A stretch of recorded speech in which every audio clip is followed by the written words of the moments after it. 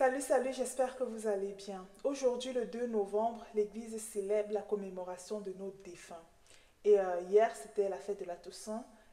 L'Église célébrait nos saints, ceux qui sont partis et qui sont déjà au ciel. Donc, en gros, l'Église catholique célèbre nos disparus, ceux qui sont déjà décédés, ceux qui nous ont précédés dans l'au-delà. Pourquoi cette fête? Pourquoi l'Église célèbre cela? Donc, nous parlerons de ça après le générique.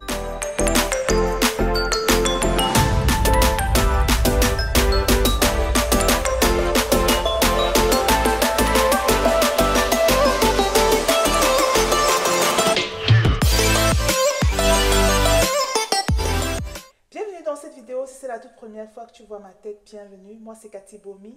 Ici, nous parlons de Jésus-Christ, de Maman Marie, des saints, des anges, de l'Église catholique. Si ce sont des sujets qui t'intéressent, alors n'hésite pas à t'abonner.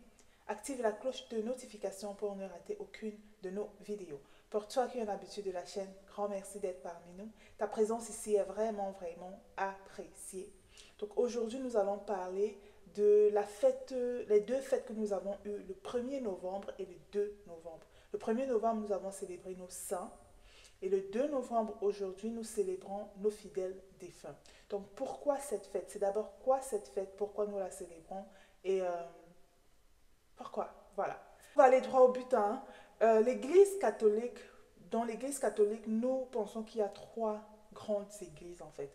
Nous avons ce que nous appelons l'Église triomphante, qui sont nos saints. C'est ceux qui sont déjà au ciel, qui nous ont déjà précédés et qui sont avec Dieu le Père, avec la Vierge Marie, avec Jésus-Christ. Ils sont déjà au ciel, au paradis. Donc l'Église, ils ont déjà été canonisés et nous pouvons, ce sont ceux-là qui prient pour nous. Okay? Ils prient pour nous qui sont encore vivants. Parce qu'eux, ils sont déjà arrivés et ils ont triomphé, comme le nom l'indique, c'est l'Église triomphante. Nous avons également l'Église militante, c'est les nous. Nous sommes encore en train de faire notre chemin, notre bout de chemin pour pouvoir arriver au ciel, pour pouvoir avoir cette place-là au ciel. Right? Donc nous militons encore, nous sommes l'Église militante, nous nous battons encore ici sur terre pour pouvoir atteindre ce niveau de sainteté. Maintenant, il y a également l'Église souffrante. C'est cette Église-là qui est le purgatoire. Eux, ils ont quitté cette terre, mais ils ne sont pas encore arrivés au paradis. Ils sont en route pourtant, ok? Ils sont en route. Donc, ceux qui sont au purgatoire arriveront au paradis. La finalité de ceux qui sont au purgatoire, ils arriveront au paradis. Mais sauf qu'ils ne sont pas encore là. Donc, ceux-là ont besoin de nos prières. Donc, c'est d'eux que nous célébrons aujourd'hui. Nous célébrons nos fidèles qui sont partis et qui sont encore au purgatoire. Ils sont encore en train de faire leur chemin pour arriver au paradis. Donc, ceux-là ont besoin de nos prières. L'Église triomphante peut prier pour nous parce qu'eux, ils sont déjà arrivés. L'Église militante, nous sommes encore ici sur terre. Nous prions pour each other, nous nous supportons, nous nous donnons de la force ici sur terre. Et il y a également l'Église souffrante qui fait son chemin. Nous qui sommes ici sur terre, nous pouvons prier pour eux. Okay? Donc voilà les trois types d'églises. Et puis bien sûr, il y a ceux qui ont tellement fait du mal que voilà, eux ils sont en enfer. Donc du coup, eux, leur cas est déjà scellé. En fait, on ne peut plus rien faire, on ne peut plus prier vraiment parce qu'ils sont déjà condamnés, tu vois. Voilà. Comment l'Église sait qu'il y a une Église triomphante? Par exemple, dans la Bible, lorsque le Seigneur Jésus était à la croix avec le bon larron, il lui a dit, aujourd'hui même, tu seras au paradis avec nous. Aujourd'hui même. Ça veut dire qu'il y a des gens qui quittent cette terre et directement vont au paradis. Ils ont tellement fait peut-être du bien ou alors ils ont quitté cette terre en bon terme en fait. Ils ont eu la possibilité peut-être de demander pardon pour tous leurs péchés. Mais alors il y a certaines personnes qui, à travers même leur vie, par exemple, dans l'église, nous avons comme les saints Padre Pio, Sainte Thérèse d'Avila, il y a tous ces saints-là que nous regardons leur vie. Nous voyons, les gens voient déjà même ici sur terre, ce sont des saints. Déjà même ici sur terre, ils font des miracles grâce à leur façon de faire. Pas seulement des miracles, mais c'est leur façon de marcher avec le Seigneur. Ça ne passe pas inaperçu en fait. Tu vois, ils sont déjà des saints sur terre. Et quand ils quittent même ce monde, c'est juste un passage, ils vont direct au paradis. Ok? Et l'Église les a déjà canonisés. Donc, ils sont reconnus par l'Église, reconnus. Nous savons qu'ils sont au ciel. Ceux-là prient pour nous. ok? Il y a des gens qui quittent directement cette terre, pap, pour le paradis. Et nous pouvons comme ça leur demander leur prière et ils intercèdent pour nous parce qu'ils sont directs, ils sont déjà avec le Seigneur en haut, ok? Ils sont déjà présents avec notre Seigneur Jésus-Christ. Maintenant, il y a ceux-là qui sont quittés cette terre en état de péché. J'ai une question à te poser, ok? Je vais te poser une question, réponds-moi sincèrement. Imagine-toi que tu as, par exemple, un ami ou un frère ou une soeur ou ton papa ou ta maman. Mais mets-toi dans ce scénario-là et écoute cette histoire et je te poserai la question à la fin et réponds-moi sincèrement. Tu as peut-être ton papa ou ta maman qui est quelqu'un de bien. Tu comprends? Il est quelqu'un de bien. Il va à l'église, il fait ce que le Seigneur lui demande de faire, il donne aux pauvres. Il a bon cœur, ok? Il a bon cœur et il essaye de suivre ce que le Seigneur lui demande de suivre, de faire. Voilà. Il est, on va dire, il est irréprochable. Mais bien sûr, nous avons nos petits défauts. Un de ses petits défauts, c'est qu'il aime bien mentir, ok? Parfois, il ment juste pas parce que il aime le faire, mais parfois il tombe. C'est un péché mignon qu'il a. Donc, le gars est peut-être en train d'aller quelque part à une fête et on l'appelle, on lui dit, écoute, tu es où? La fête a déjà commencé, on t'attend, ce n'est que toi qu'on attend et tout. Il dit, oh non, je serai là dans 30 minutes. Alors qu'il sait qu'il est à 1 heure de temps. Il sait pertinemment qu'il a 1 heure de temps, mais il dit qu'il sera là dans 30 minutes. Clairement, il est en train de mentir et il le sait. Tu comprends? Maintenant, il s'en va et pendant qu'il est en route en train de partir, pap, il fait un accident et il s'en va.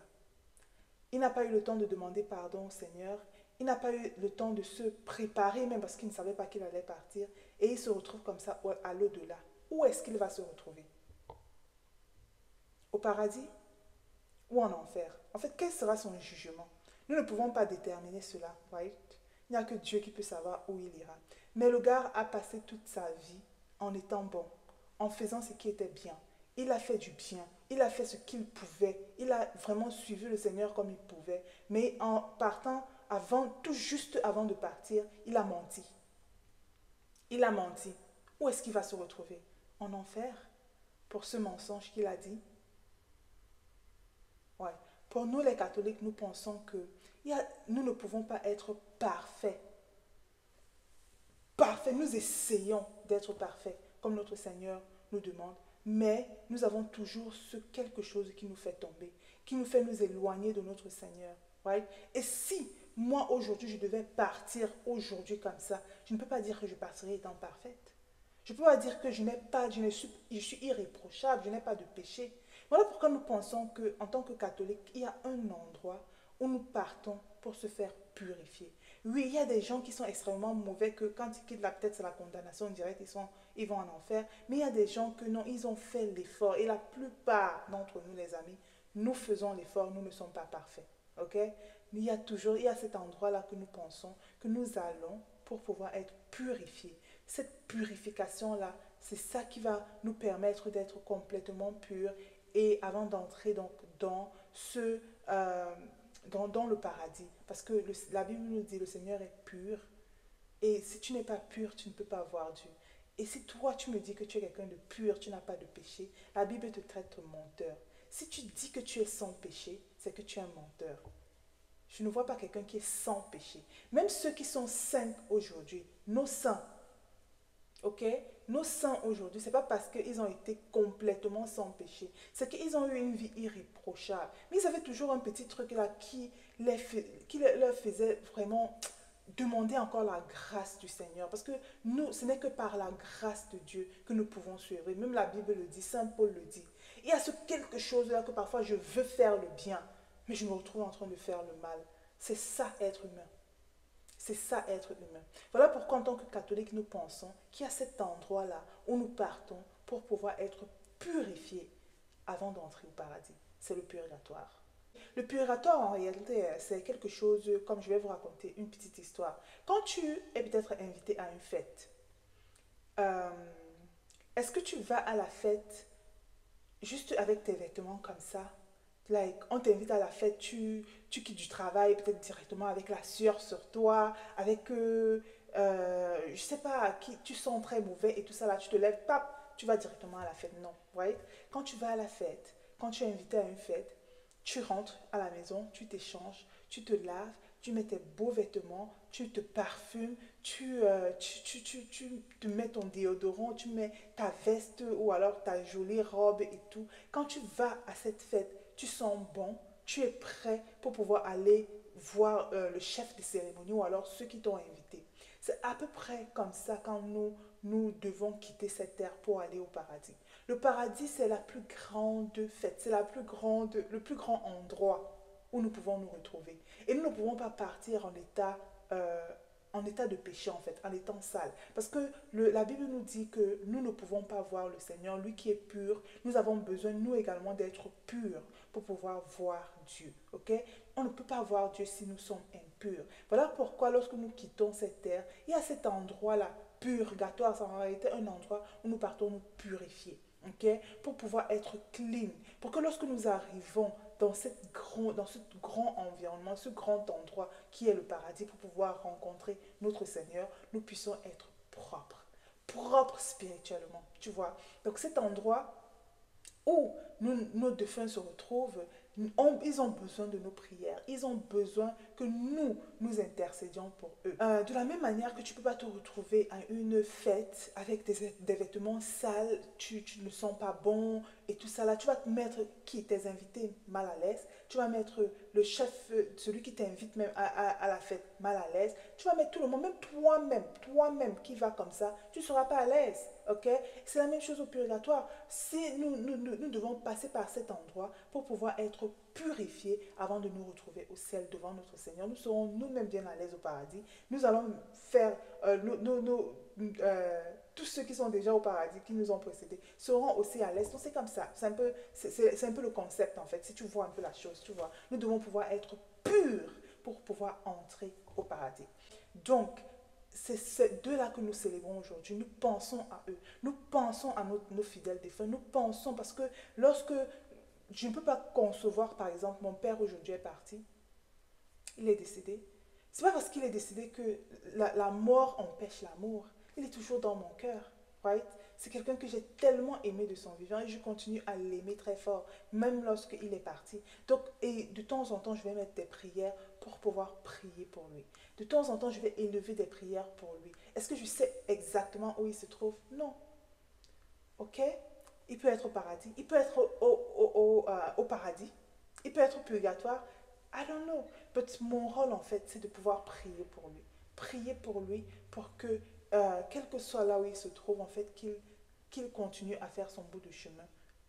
Comme le Seigneur le veut. Ok? C'est notre rôle en fait. Donc, pour nous catholiques, nous disons que la mort n'arrête pas l'amour. La mort n'arrête pas.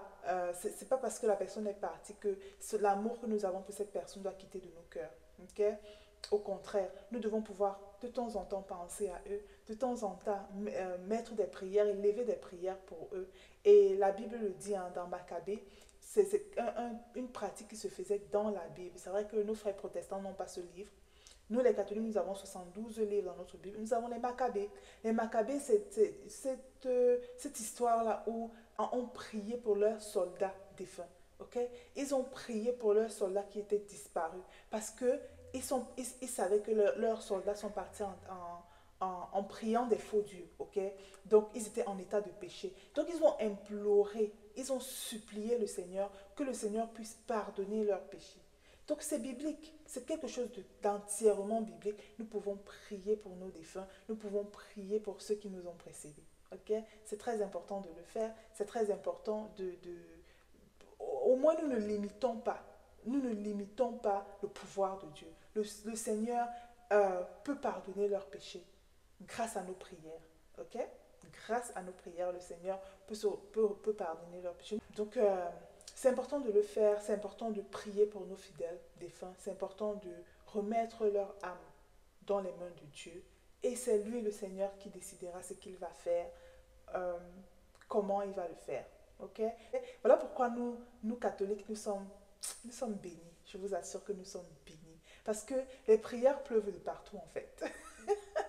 Nous avons les prières qui pleuvent de partout. Nous avons les prières que nos saints peuvent faire à notre endroit. Nous avons les prières que nous qui sommes sur terre, nous pouvons faire à l'endroit de ceux qui sont au purgatoire. Nous avons également les prières de each other. Ok? Nous prions pour tous les deux. Donc ça veut dire que nous sommes entourés de prières. Est-ce que c'est pas merveilleux? Moi, je trouve que c'est merveilleux. Je trouve que c'est merveilleux d'avoir cette commémoration des saints, les saints qui sont sur terre, les saints qui sont au paradis, les saints qui sont en train de cheminer pour arriver au ciel. C'est merveilleux.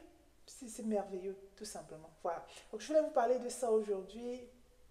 Si tu as la possibilité, mets une intention pour ton papa, ta maman, ton frère, ta soeur, pour tous ceux qui nous ont précédés et qui sont déjà en haut, qui nous regardent ici-bas, ok? Ils sont et qui ont besoin, ceux-là qui ont besoin de nous, nous avons besoin des autres et comme ça, là, nous formons une grande famille. Le Seigneur a dit, lorsque 2 ou 3 sont réunis en son nom, il est au milieu.